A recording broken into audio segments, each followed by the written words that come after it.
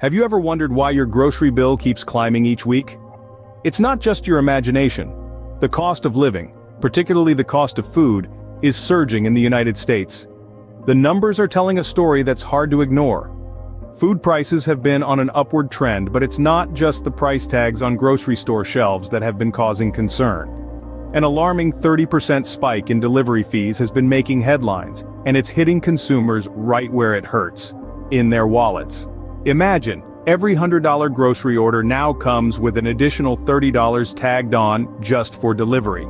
This increase is not just about paying more for your favorite chocolate or bread, it's about the struggle of families trying to put meals on the table.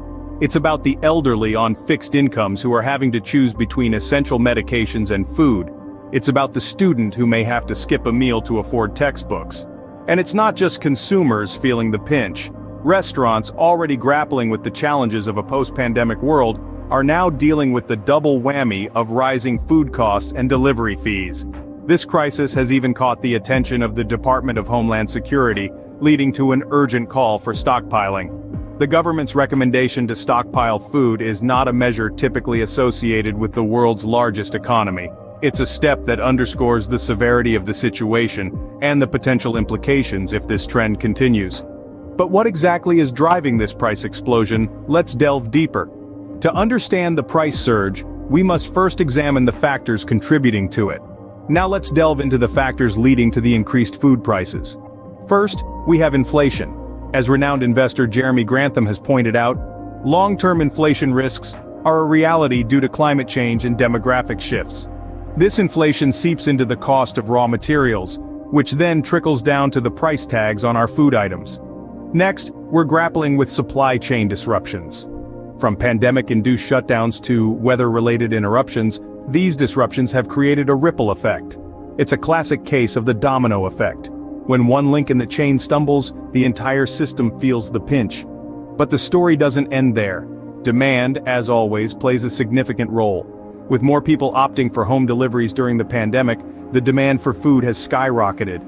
This, coupled with a labor shortage in the food industry, has added fuel to the fire, pushing prices even higher. In essence, it's a cocktail of these factors: inflation, supply chain disruptions, increased demand, and labor shortages.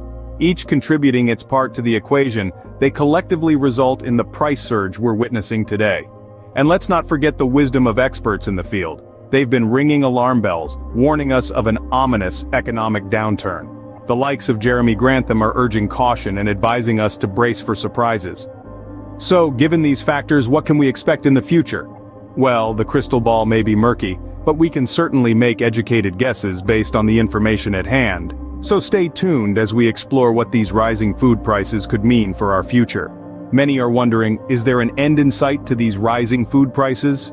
Well, let's delve into what the experts are saying. Renowned investor Jeremy Grantham recently warned of an ominous market bubble burst. He foresees steep declines in stocks, bonds, real estate, and even cryptocurrencies, which could potentially lead to an economic downturn. This might have a domino effect on food prices as well, pushing them even higher. Grantham attributes this bubble to central bank policies and draws parallels to past market crashes. His advice to investors? Brace for surprises. This too is a call to action for us all. If a market crash is on the horizon, we may need to prepare for the impact it could have on our daily lives, including the cost of food. Now, how can we prepare? One strategy is stockpiling food. This might sound like a drastic measure, but in uncertain times, having a reserve of essential items can provide a safety net. It's not about hoarding, but rather about being prepared. However, it's important to remember that stockpiling should be done responsibly. Don't clear out the shelves, leaving nothing for others. Instead, start by gradually buying a little extra each time you shop, focusing on non-perishable items that you regularly use. Over time, this can build up a substantial stockpile without causing a strain on supplies. The reality is, we're living in unpredictable times. The intersection of climate change, demographic shifts, and economic fluctuations makes the future of food prices uncertain. But by staying informed, thinking ahead, and taking proactive steps, we can better navigate these challenges. As we can see, the future is uncertain, but we can take steps now to prepare. Whether that's through stockpiling food, exploring alternative food sources, or advocating for policy changes, we all have a role to play in shaping the future of our food system.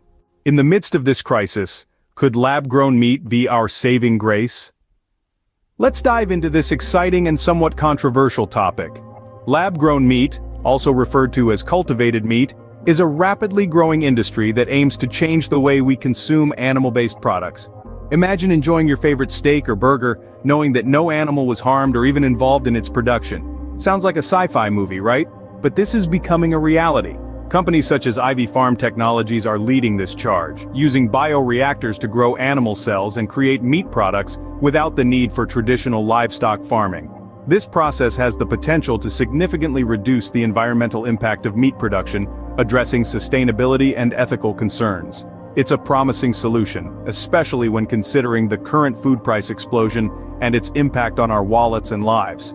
However, it's not all smooth sailing.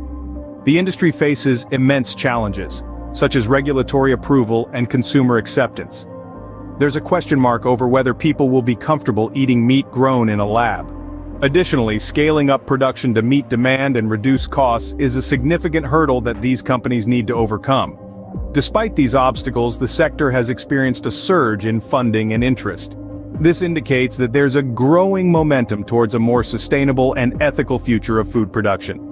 If successful, lab-grown meat could play a crucial role in stabilizing food prices, providing a viable alternative to traditional meat and reducing our reliance on conventional farming. However, it's important to remember that this is still a relatively new field. While the potential benefits are enormous, there's a lot we still don't know about the long-term impacts and feasibility of lab-grown meat. So, while it might be a part of the solution to our current crisis, it's unlikely to be a silver bullet. Could this be the future of food, or just another fad? Only time will tell. As we wrap up this discussion on the food price explosion in the US, it's clear that we all have a role to play. The landscape of our food industry is shifting, and we must be ready to adapt and make informed decisions. Being aware of the current state of affairs is the first step. Keep abreast of the news, understand the factors contributing to rising prices, and prepare for potential further increases. This might mean setting aside a little extra in the budget for groceries, or even considering stockpiling certain non-perishable items. But remember, it's about preparation, not panic. Next, consider alternative food sources. We've seen how lab-grown meat offers a promising solution to the environmental and ethical challenges of traditional livestock farming. While still in its early stages, supporting these innovations can help drive their development and bring us closer to a sustainable future. But it's not just about what we eat. It's also about how we get it. Delivery fees are a significant part of the picture. As consumers, we can influence the market by making conscious choices. Opt for local produce, support businesses that prioritize fair wages for their delivery staff, and whenever possible, cut out the middleman and buy directly from the source. Finally, remember the importance of supporting sustainable and ethical food practices. Our choices have an impact. By choosing products that prioritize animal welfare, reduce environmental impact, and support fair trade, we can help shape a food industry that works for everyone. If you found this video informative and helpful, please give it a like and subscribe to our channel for more discussions like this. Remember, knowledge is power, and together, we can navigate these challenging times.